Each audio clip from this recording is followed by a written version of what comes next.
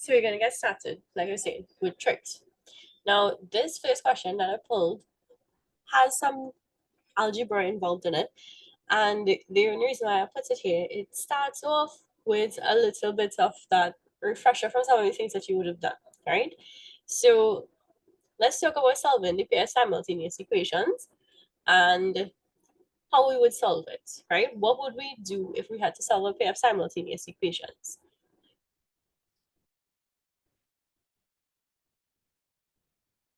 Hey, you're so good evening. Right. So we just get started, right? So you didn't miss much of anything. Like I was saying, we have a pair of simultaneous equations, right? Do you all remember the two methods that you could use to solve simultaneous equations? So we've talked about two methods, and everybody remembers them.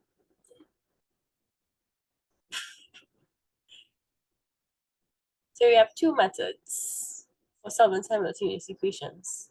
One starts with an S, one starts with an E. Anybody could remember which is which? Two methods for solving simultaneous equations. Randy, do you remember which two methods I'm talking about when we have to solve simultaneous equations? Yeah, all right. What's the two methods? What do we call them? What are their names? Wow. All right, then, Randy. Unfortunately, food and money don't really start with S and E, but we'll move along. Hopefully, you remember it. Jahim, do you remember? Yarissa, do you remember? Name for a method that we use when we have to solve simultaneous equations. One starts with an S, one starts with an E. You can tell me what's the one that starts with S.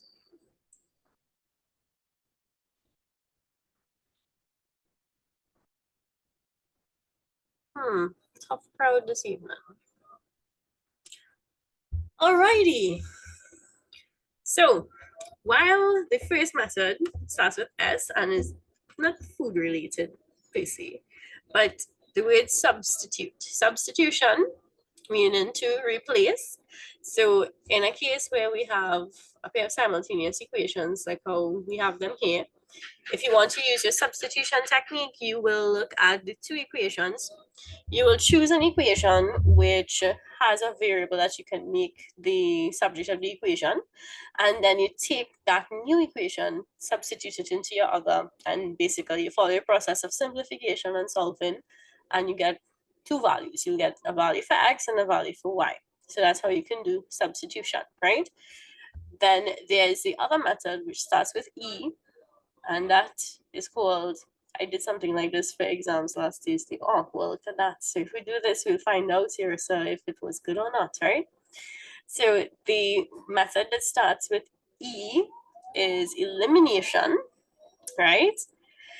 Elimination is where you basically look at the two equations, you think about a variable that you want to eliminate, and then you execute a process of bringing those two terms in both equations to have a common number as a coefficient, and then you choose operations accordingly to eliminate the variable. And then again, it's the same thing of simplifying and solving for your unknowns. So let's say we decide to use the substitution. Remember, like I was saying, we learn both methods. However,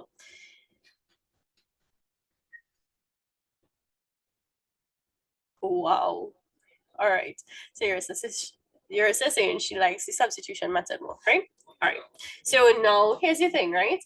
Whenever you have to do the substitution method, remember you want to choose an equation where it's easy for you to make one of the variables the subject of the equation, right?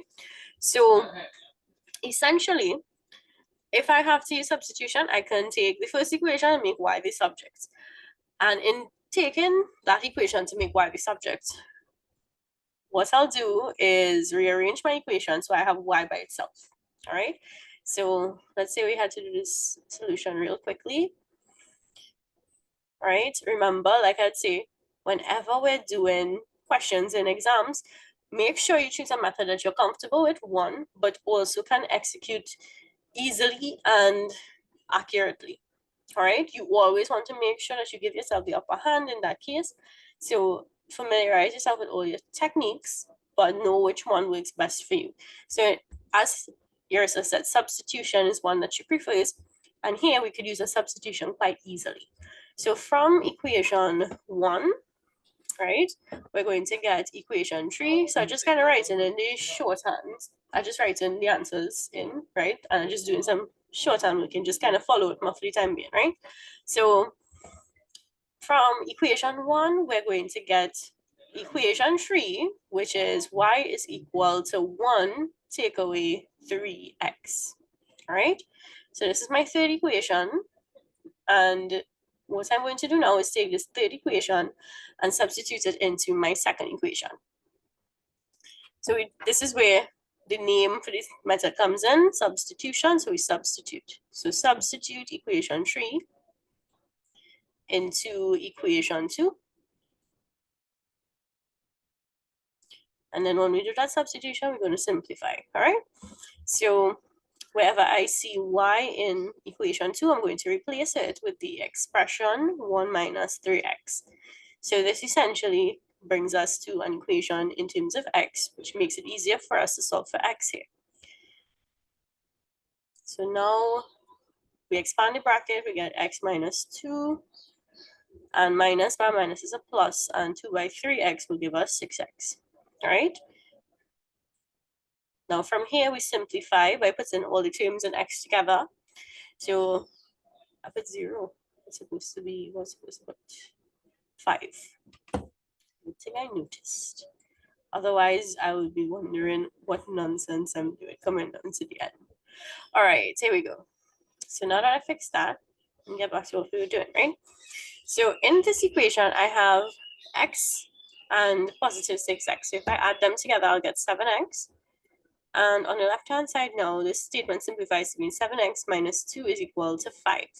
So for me to solve for x, I'm going to put all my constants on one side. So we're going to put 7x on the left-hand side, and then we're going to add 2 to both sides. So in adding 2 to both sides, we now have 7x is equal to 5 plus 2, which would give me 7 on the right-hand side. So I have 7x is equal to 7. Now, this is where our knowledge of those one-step equations come in. This is a one-step equation where it involves multiplication. So in order for us to solve for x, all we have to do is divide by 7.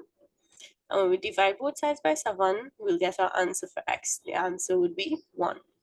Now, like I said, it was a system that involved 2 variables, x and y.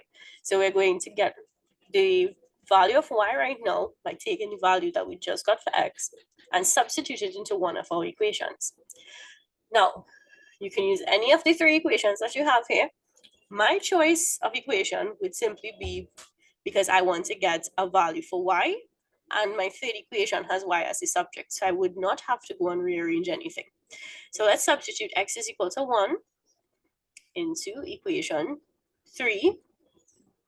And then from there, we'll simplify and be able to solve for y.